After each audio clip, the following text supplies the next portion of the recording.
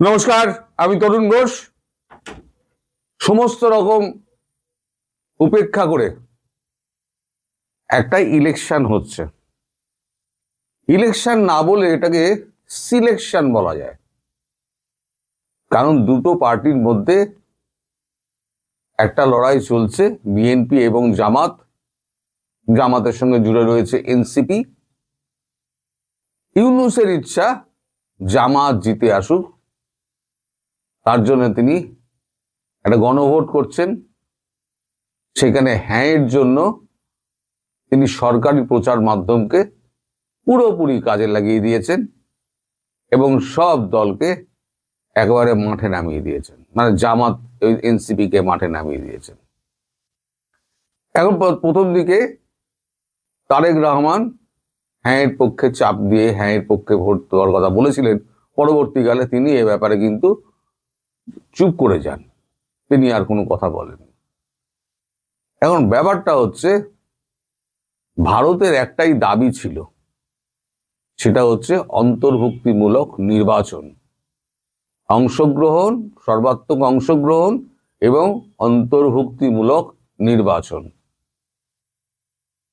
এবং সেই মতো সমস্ত দেশ কিন্তু এক সুরে গাইছিল যে অন্তর্ভুক্তিমূলক নির্বাচন করতে হবে।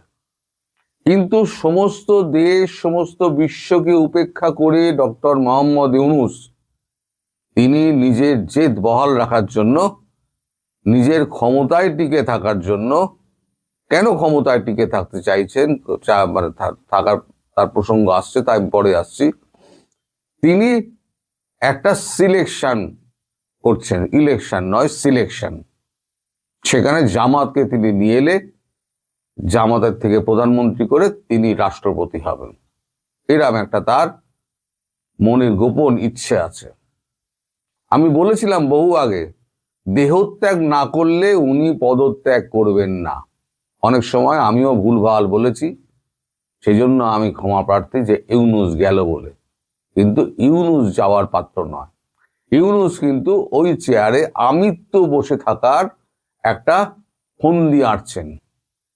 এই যে জামাত, ধরে নিন জামাত ইলেকশনে জিতে এলো, বিএনপি কি ছাড়বে?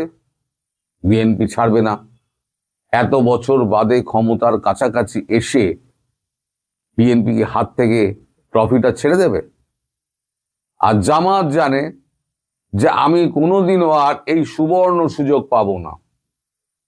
তো এই সুবর্ণ সুযোগ যেটা আমার সামনে এসছে, সেটাকে আমায় ধরতেই হবে। ফলে দুপক্ষের মধ্যে একটা কঠিন লড়াই হবে। এই লড়াইয়ে আওয়ামী লীগের কি হবে? দেখুন, আওয়ামী লীগের হচ্ছে এক্সিস্টেন্সের প্রশ্ন। কিছু লোক তো পালিয়ে আছেন, যারা যারা আছেন তারা গ্রামাঞ্চলের মানুষ বেশি। এখন শহরে ম্যান টু ম্যান মার্কিং হয় না, করা যায় না, সম্ভব না। কিন্তু গ্রামাঞ্চলে ম্যান টু ম্যান মানে মার্কিং করে চলা হয়। ওই ফুটবলে ম্যান টু ম্যান মার্কিং যেটা আছে না, ওই ভোটের বাজারেও কিন্তু হয়। কোন বাড়ি থেকে ভোট দিতে গেল কে, কে গেল না, সব কিন্তু হিসেব করা হয়। সুতরাং তারা এক্সিস্টেন্সের জন্য হয়তো ভোট দিতে যাবেন, সম্ভবত তারা ওই গণভোটে নাই ভোট দেবেন এবং যে যার এলাকা অনুযায়ী বাঁচার জন্য কেউ বিএনপি, কেউ জামাতকে ভোট দিতে পারেন। এটা আমার ধারণা। আমি ভুল হতে পারি, ঠিকও হতে পারি। এখন তাদের যা অবস্থা, আমি যদি এই অবস্থার মধ্যে পড়তাম আমিও হয়তো সেটাই করতাম, কারণ আমার কাছে পরিবার আগে, নিজের প্রাণ আগে।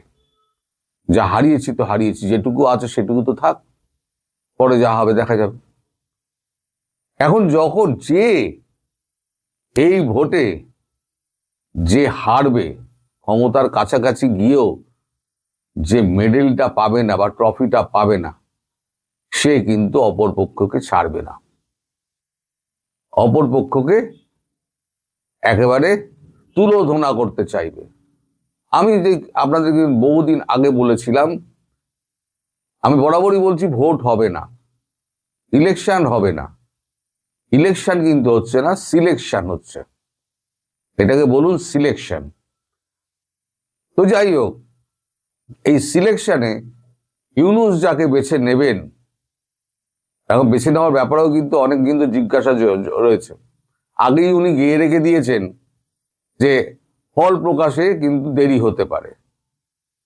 তার মানে ইলেকশনে যে রিগিং গুলো হবে, আপনাদের ভাষায় ইঞ্জিনিয়ারিং যেগুলো হবে, সেইগুলো যদি দেখা যায় নায়ের পক্ষে যদি হয়, তাহলে পক্ষে ইউনূসের কাছে সেটা বিপদের কারণ হয়ে যাবে। ইউনূসের অবস্থা খারাপ হবে। তার কারণ আপনারা সবাই জানেন, নতুন করে ব্যাখ্যা করার কিছু নেই। আর যদি হ্যাঁ হয়, সেখানে যদি বিএনপি এবং ভোটে যদি বিএনপি জেতে, তাহলে ইউনূসের কপালে অনেক দুঃখ আছে।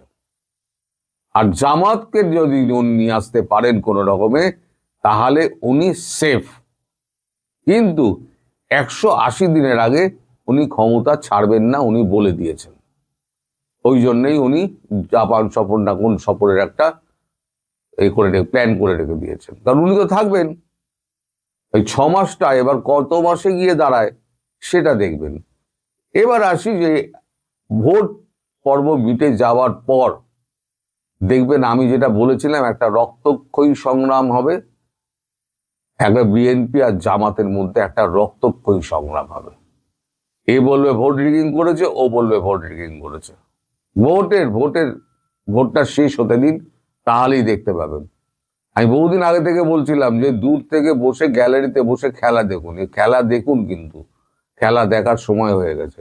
এরা নিজেরা মারপিট করে মরবে। কিন্তু ভারত কি করবে? ভারত এতদিন ধরে শুধু চুপটি করে অপেক্ষা করছিল। আমি বারবার বলেছি, ভারত চাইছে ভোটটা হয়ে যাক, নির্বাচনটা কি হয় দেখা যাক। নির্বাচন যখন প্রহসনে দাঁড়িয়ে গেছে এবং আওয়ামী লীগের অন্তর্ভুক্তি যখন হয়নি, ভারতের একটাই অনুরোধ ছিল অন্তর্ভুক্তিমূলক নির্বাচন, সেটা যখন হয়নি, নরেন্দ্র মোদী কিন্তু উপেক্ষা হলেন না। এমন কেউ নেই বিশ্বে তাকে উপেক্ষা করেছে, তিনি তার জবাব দেননি। সুতরাং ইউনূসের কপালে কিন্তু এই উপেক্ষার উপযুক্ত জবাব কিন্তু অপেক্ষা করছে। এখন সময় বলে দেবে কবে, কিভাবে এবং কোন প্রকারে। আর কখনোই আশা করবেন না যে 3-4 দিনের মধ্যেই অ্যাকশন শুরু হয়ে যাবে, অথবা প্ল্যান বি প্ল্যান সি যে কোনো একটা আরম্ভ হয়ে যাবে। সময় লাগবে। নরেন্দ্র মোদী সময় নেন, কিন্তু যা করেন পাকাপোক্ত করেন। আজ 9 মাস ধরে ডোনাল্ড ট্রাম্পের সঙ্গে যুদ্ধ করে তিনি 18% নিয়ে এসছেন, যেটা এখনো নেগোসিয়েশন চলছে। আমি বরাবর বলে যাচ্ছি ওটা 12 থেকে 15% নামবে, এখনো বলছি। আমি বিশ্বাস করি নরেন্দ্র মোদী সেই জায়গায় নিয়ে আসবেন। আর আপনাদের ইউনূস কি করলেন? ইউনূস তিনি একেবারে পায়ে পড়ে তিনি একটা গোপন একটা এগ্রিমেন্ট করলেন, নন ডিসক্লোজার এগ্রিমেন্ট। আর আমাদের যে এগ্রিমেন্ট হচ্ছে, আমরা তো পরিষ্কার জনগণের সামনে তুলে দিচ্ছি। নন ডিসক্লোজার এগ্রিমেন্ট কি? ভারত মানে বাংলাদেশকে একেবারে পথে বসিয়ে একেবারে কলোনি বানিয়ে দিচ্ছে আমেরিকার। আমার কাছে শুনুন কি কি আছে ওই এগ্রিমেন্টের মধ্যে। আপনার ভুট্টা নিতে হবে, চাল নিতে হবে, গম নিতে হবে, চিনি নিতে হবে, সয়াবিন নিতে হবে, এবং যে ধানের বীজ, মডিফাইড ধানের বীজ আপনাদেরকে বসাতে, চাষিদের বসাতে হবে।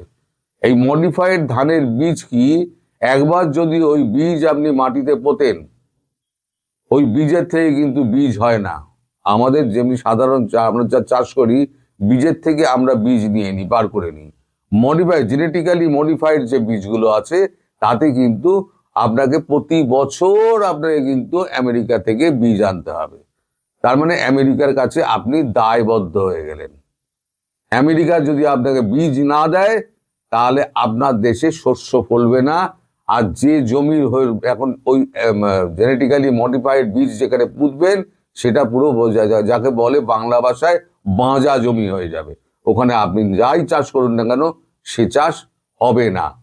ধান চাষ তো হবেই না, ভুট্টা চাষও হবে না। এবার এই যখন অবস্থা হবে, আমেরিকা থেকে আনার খরচা এবং এই মডিফাইড জেনেটিক্যালি মডিফাইড যে বীজ এবং ওই গরুর দুধ, মাংসাশী গরুর দুধ যেটা পাঠানো হবে এবং শাকসবজি যা পাঠানো হবে, সব কিন্তু আমেরিকার কাছ থেকে নিতে হবে। না চীনের কাছ থেকে নিতে পারবে, না ভারতের কাছ থেকে নিতে পারবে। ভারতের কেউ যাবে আসবে না, ভারত পাঠাবে না। এই যে ভারত $3.5 ট্রিলিয়ন ইউরোপিয়ান ইউনিয়নের সঙ্গে করলো, এই আমেরিকার সঙ্গে $3 ট্রিলিয়ন ট্রেড এগ্রিমেন্ট করলো, এছাড়া আপনার কি বলে ব্রিটেনের সঙ্গে হয়েছে, অস্ট্রেলিয়ার সঙ্গে হয়েছে, আমাদের কলম্বোর সঙ্গে হয়েছে, রাশিয়ার সঙ্গে হয়েছে, চীনের সঙ্গে হয়েছে, সবার সঙ্গে হয়েছে। ভারতের তো অসুবিধে নেই। বাংলাদেশে কি 10-12 বিলিয়নের মাল গেল কি না গেল ভারতবর্ষে কেউ যায় আসে না। ভারতবর্ষ দিয়ে যাচ্ছিল কেন? যে ঠিক আছে, সন্তুষ্ট রাখো যদি কোনো কাজ হয়, কিন্তু যে টেরা সে তো টেরাই। ওর আজন্ম এখানে থাকার একটা খায়েশ জন্মেছে। তো যতক্ষণ না পশ্চাৎ দেশে একটা কঠিন লাথি পড়ছে, ততক্ষণ পর্যন্ত উনি কিন্তু যাবার বান্দা নন। আর এই একটা নির্বাচনকে ঘিরে যখনই রক্তক্ষয়ী সংঘর্ষ হবে, আমার কথা মিলিয়ে নেবেন আজকে, সেটা 1 মাস বাদে হোক, 2 মাস বাদে হোক, রক্তক্ষয়ী সংঘর্ষ যখন একটা চরম মাত্রা নেবে, তখন দেখবেন ভারতের ভূমিকা। নরেন্দ্র মোদী তখন ওই দেশে ঢুকে কি তাণ্ডব করেন, সেই দিন আপনারা নরেন্দ্র মোদীকে চিনবেন। আর ইউনূসের কি হাল হবে সেদিন ইউনূস দেখবে। এখন কাউকে পাত্তা দিচ্ছে না, ওর চোখের সামনে একটা পর্দা এসে গেছে, সেটা হচ্ছে আপনার ক্ষমতার পর্দা। সেই পর্দাকে সে সরাতে পারছে না, তাকে সম্পূর্ণভাবে একটা দুঃস্বপ্ন গ্রাস করে ফেলেছে। সে একটা স্বপ্নের জগতে রয়েছে। এই স্বপ্নের জগৎ থেকে যখন ধাক্কা খেয়ে বেরোবে না, তখন ইউনূসের সামনে ফাঁসির দড়িতে ঝুলবে। আমার কথা মিলিয়ে নেবেন, এক বিন্দু বাড়িয়ে আমি বলছি না। আমি তাহলে বলতাম কাল পরশুই হবে, কাল পরশু হবে না, অপেক্ষা করতে হবে আপনাদের। আর গ্যালারিতে বসে খেলা দেখুন, একটা রক্তক্ষয়ী সংগ্রাম আর সামনে আসছে। এটা হতেই হবে, হতেই হবে। কারণ বিএনপি যদি ক্ষমতায় আসে, তাহলে ইউনূসকে কাঠগড়ায় তুলবে। আর জামাত যদি ক্ষমতায় আসে, এতদিন বাদে জামাত তাহলে ইউনূসকে রাষ্ট্রপতি করবে। আর ইউনূস এত তাড়াতাড়ি গদি ছাড়বে না। ইউনূস প্রথমে বলে দিচ্ছে 180 দিন আমার থাকতে হবে, তারপরে সেটা আবার কারণ দেখিয়ে আবার বেশি দিন থাকতে চাইবে। তখনই জামাতের সঙ্গে ইউনূসের গন্ডগোল লাগবে, তখনই দেখবেন একটা সংঘর্ষ আরো বিরাট আকার ধারণ করেছে। সুতরাং আপনারা অপেক্ষা করুন এবং সাবধানে থাকুন। আমি ভিডিওটা এখানেই শেষ করলাম। নমস্কার।